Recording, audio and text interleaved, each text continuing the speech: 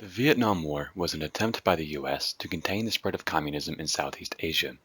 The U.S. feared that if Vietnam became communist, then the rest of the region would eventually follow. The decision to enter Vietnam was not so much a decision as it was a gradual escalation of the conflict. This was due to the fear that an over-escalation would provoke the Soviet Union or China.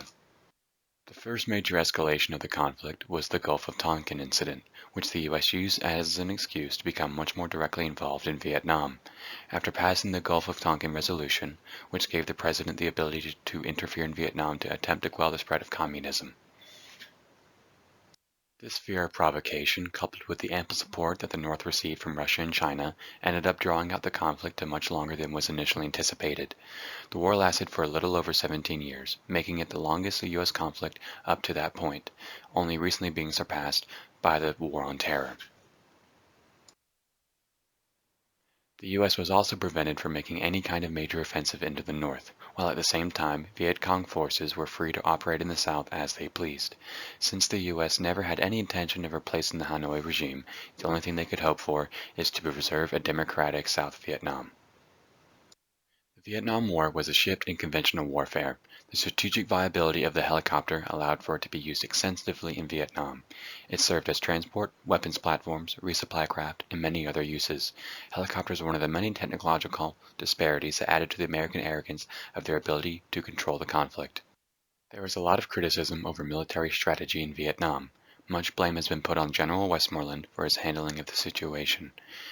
Many people believe that the U.S. was inadequately equipped for counterinsurgency and was arrogant in its abilities to deal with Viet Cong forces. There was a belief among military officials that an army trained to fight a first-rate Soviet enemy was much more than capable of handling any kind of guerrilla force. There was a serious underestimation of the Viet Cong's will to fight, as many officials believed that the U.S. simply needed to outlast North Vietnam. Vietnam was very much a political conflict, as much of the military strategy depended on the political situation back home. Johnson is largely to blame for this, as he failed to get a proper declaration of war from Congress, nor did he ever try to garner public support for the war, believing it would hurt his chances to pursue his great society. This one foot in, one foot out methodology severely limited the U.S.'s ability to control the conflict. The blame for the failure in Vietnam switches from either the politicians or the military officials, depending on who you ask. While much of the strategy for the war was decided by the politicians, many people blame the military for failing to produce or attempt to improve the strategy. The Department of Defense bureaucracy, preoccupied with a larger communist threat, never adequately produced a strategy for dealing with Vietnam either. The Vietnam War is unique as it is the first war in U.S. history that public opinion had a large impact on the outcome of. One of Nixon's running points was to pull us out of Vietnam. This was the beginning of the American disenchantment with war. It was the first war to be widely televised, so every American was able to see the war in the comfort of their own home. It was also the first war to be largely protested. Atrocities happen in every war, no matter the army and no matter the enemy. Vietnam, however, was the first time one of these atrocities became widely known to the public. The My Lai massacre was the slaughtering of 500 non-combatants by an American company in Vietnam.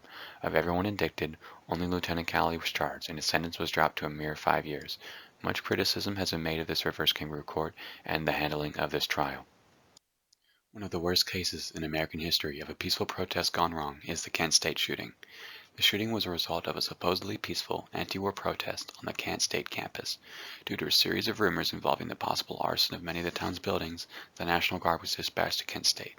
For reasons that are still widely debated, the guardsmen fired into the crowd of protesters, killing 4 students and wounding 9. Vietnam was the most widely protested war in American history. It was the beginning of the American disenchantment of war. As public support was so low, the military struggled to fill ranks. Because of this, a draft was implemented which only exacerbated the already dwindling support for the war. Many people opted to avoid the draft, some going as far as to leave the country. The Tet Offensive, which was a major invasion by the North Vietnamese into South Vietnam, strategically had little impact on the war, being more of a blow casualty-wise to the northern forces. It did, however, have a profound impact on American public opinion of the war. The Tet Offensive led the public to believe that the war was unwinnable, at the very least not anywhere close to the end as had been promised.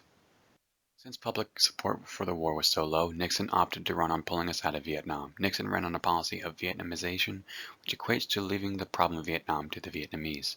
Nixon firmly believed that he could break the North's will through use of an extensive military campaign, but due to a combination of lack of support for the war and the unforeseen determination of the Hanoi regime, Nixon was largely unsuccessful.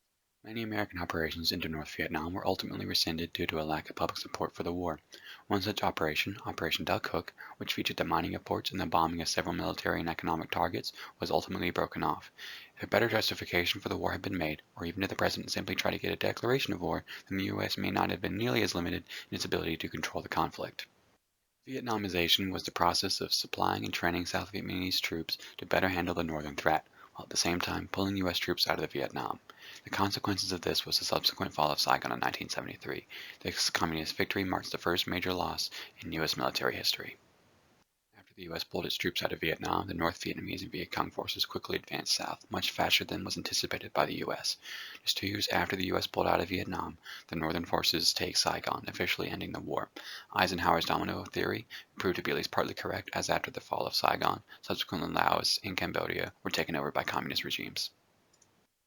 The Vietnam War marks an embarrassing moment in U.S. foreign affairs, as it is the first major failure by American forces. Much has been and can be learned from this conflict. The American military is now much more adept at counterinsurgency and is being put to use in the modern war in Iraq. The U.S. also now better understands the importance of public opinion when engaging in a military conflict, especially in this modern media age. It is unlikely that another Vietnam conflict of containment will occur, but the lessons learned from this conflict are invaluable. If there is one thing to take away from this conflict, then it is to understand the importance of being united on an issue. The Vietnam conflict spanned 4 presidents, and each one had their own idea of how to deal with the conflict. If there was some form of official doctrine of what was to be accomplished in Vietnam, then the U.S. may have been more successful. The Vietnam War not only marked a failure of our military, but of our democracy itself.